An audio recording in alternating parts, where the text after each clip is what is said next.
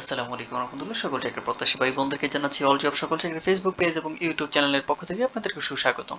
আজকে একটি বিশাল নিয়োগ নিয়ে আপনাদের মাঝে উপস্থিত হয়েছি। নিয়োগটা নিয়ে বিস্তারিত আলোচনা করব। লক্ষ্য বেকারের চাকরির সন্ধানে আমরা নিয়মিত আমাদের ফেসবুক পেজ এবং ইউটিউব চ্যানেলে ভিডিও আকার ধারণ করে নিয়োগগুলো থাকে, সেই নিয়োগগুলো আপলোড করে থাকি। কিভাবে আবেদন করতে হবে, কোন পদে কি কি শিক্ষাগত যোগ্যতা প্রয়োজন হবে, কোন কোন জেলার প্রার্থীগণ আবেদন করতে পারবেন, সকল বিষয়ে আমরা ভিডিও আকারে ধারণ করে আপনাদের মাঝে উপস্থিত হই। ধন্যবাদ। এখন চলে যাই মূল পর্বে। চলুন আমরা এখন মূল পর্বে চলে যাওয়া যাক। গণপ্রজাতন্ত্রী বাংলাদেশ সরকার বিদ্যুৎ ও জ্বালানি খনিজ সম্পদ মন্ত্রণালয়, বিদ্যুৎ বিভাগ, ঢাকা। এখানে একটি বিশাল নিয়োগ রয়েছে, সেই নিয়োগটা নিয়ে আজকে আলোচনা করব। চলুন প্রথম নম্বরে রয়েছে কম্পিউটার অপারেটর, গ্রেড 13, বেতন পাবে 11,000 থেকে 26,590 টাকা পর্যন্ত। পদ সংখ্যা 1টি। শিক্ষাগত যোগ্যতার প্রয়োজন হবে কোনো স্বীকৃত বিশ্ববিদ্যালয় হইতে বিজ্ঞান বিভাগে স্নাতক সম্মান বা সমমানের ডিগ্রি, বাংলা, ইংরেজি, গণিত, কম্পিউটার সম্পর্কিত সাধারণ জ্ঞান বিষয়ক 90 নম্বরের লিখিত পরীক্ষায় অংশগ্রহণ করতে হবে এবং কম্পিউটার মুদ্রাক্ষর প্রতি মিনিটে বাংলায় 25 শব্দ এবং ইংরেজিতে 30 শব্দের গতি সহ সংশ্লিষ্ট বিষয়ে উত্তীর্ণ হতে হবে। যে সকল জেলার প্রার্থীগণ আবেদন করতে পারবেন। চলুন 2 নম্বরে কি রয়েছে সেটি আমরা দেখে নিই। 2 নম্বরে রয়েছে 60 মুদ্রাক্ষরিক কাম কম্পিউটার অপারেটর, বেতন গ্রেড 13, বেতন স্কেল 11,000 টাকা থেকে 26,590 টাকা পর্যন্ত। পদ সংখ্যা 2টি। কোন কোন কি কি শিক্ষাগত যোগ্যতা প্রয়োজন হবে? চলুন বন্ধুরা, কি কি শিক্ষাগত যোগ্যতা প্রয়োজন হবে সে বিষয়টা নিয়ে আপনাদের মাঝে আলোচনা করি। কোন স্বীকৃত বিশ্ববিদ্যালয়তে স্নাতক বা সমমানের ডিগ্রি, বাংলা, ইংরেজি, গণিত ও সাধারণ জ্ঞান বিষয়ক 90 নম্বরের লিখিত পরীক্ষায় অংশগ্রহণ করতে হবে। কম্পিউটার ওয়ার্ড প্রসেসিং সহ ইমেল, ফ্যাক্স পরিচালনার দক্ষতা অভিজ্ঞতা থাকতে হবে।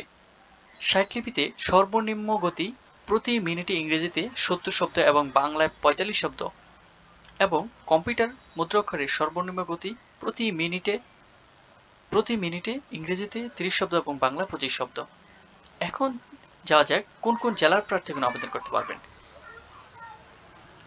বন্ধুরা দেখতে পাচ্ছেন কোন কোন জেলার প্রার্থীগণ আবেদন করতে পারবেন। এই যে রাজবাড়ী, ময়মনসিংহ, নেত্রকোনা, ব্রাহ্মণবাড়িয়া, চাঁদপুর, নোয়াখালী, চাঁপাইনবাবগঞ্জ, বগুড়া, রংপুর, গাইবান্ধা, কুড়িগ্রাম, যশোর, নড়াইল, কুষ্টিয়া, ভোলা এবং পটুয়াখালী জেলা ব্যতীত সকল জেলার প্রার্থীগণ আবেদন করতে পারবেন। এখানে যে জেলাগুলোর নাম বলা হয়েছে এই জেলার প্রার্থীগণ আবেদন করতে পারবেন না। তবে এতিম ও শারীরিক প্রতিবন্ধী কোটায় সকল জেলার প্রার্থীগণ আবেদন করতে পারবেন। এখন দেখা যাক আর কি কি নিয়োগ রয়েছে। 3 নম্বরে রয়েছে ক্যাশিয়ার। ক্যাশিয়ার পদে এই যে আমরা দেখতে পাচ্ছি ক্যাশিয়ার পদে একজনকে নিয়োগ করা হবে। বেতন স্কেল 14তম গ্রেড 10,200 টাকা থেকে 24,680 টাকা পর্যন্ত। পদ সংখ্যা 1টি।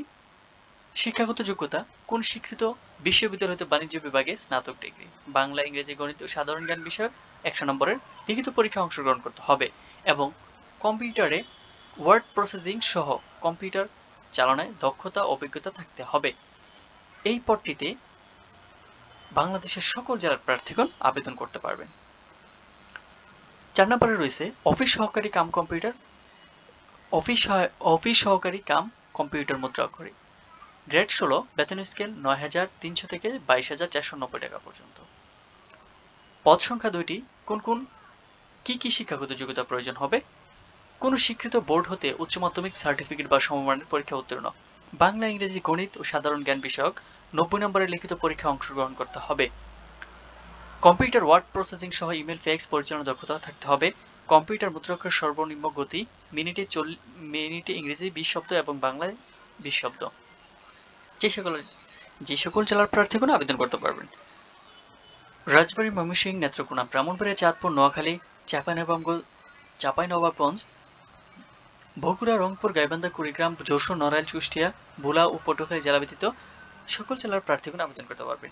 বন্ধুরা, উল্লিখিত যে সকল জেলার প্রার্থীগণ উল্লিখিত এই বিজ্ঞাপনে যে সকল জেলার নাম রয়েছে এই সমস্ত জেলার কোনো প্রার্থী আবেদন করতে পারবেন না।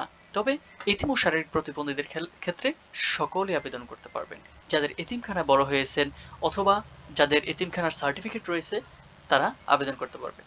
আর মুক্তিযুদ্ধ কোটাতে সকল প্রার্থীরাই আবেদন করতে পারবেন। এখানে বলা হয়েছে মুক্তিযোদ্ধার কোঠার একটা নির্ধারিত কোঠা রয়েছে সেটা, তবে এতিম ও শারীরিক প্রতিবন্ধী, যারা শারীরিক প্রতিবন্ধী সমবায় অধিদপ্তর থেকে, সমাজসেবা অধিদপ্তর থেকে নিবন্ধিত, তারাও আবেদন করতে পারবেন।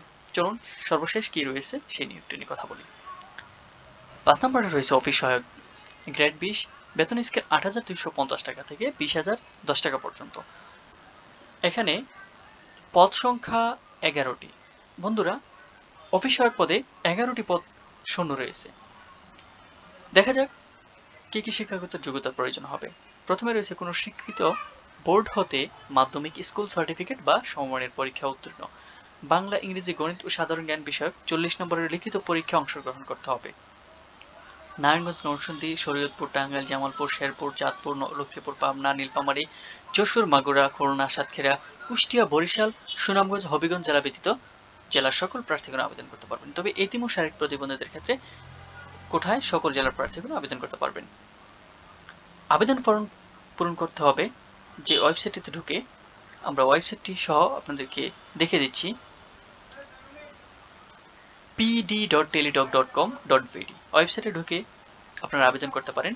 আবেদন শুরু হবে 15 জুলাই থেকে সকাল 10টা থেকে এবং শেষ হবে 4 আগস্ট বিকাল 5টা পর্যন্ত। আপনারা যারা ঘরে বসে আবেদন করতে পারেন করে ফেলবেন, আর আপনারা যারা আবেদন করতে পারেন না, আমাদেরকে আপনাদের তথ্য দিয়ে সহায়তা করলে আমরা আপনার হয়ে আবেদন করে দিব। তার বিনিময়ে আমরা মাত্র 100 টাকা নিয়ে থাকি। সরকারের একটা নির্ধারিত ফি রয়েছে, সে ফি বাদ দিয়ে আমরা 100 টাকা নিয়ে থাকি। তো চলুন বন্ধুরা, আপনারা ঘরে বসে আবেদন করে ফেলুন, আর যারা না পারেন আমাদেরকে সহায়তা করুন, আপনাদের তথ্য দিয়ে আমরা আবেদন করে দেব আপনার হয়ে। ধন্যবাদ। সকলে সুস্বাস্থ্য কামনা, দীর্ঘায়ু কামনা করি। সকলে ভালো থাকবেন। আল্লাহ হাফেজ।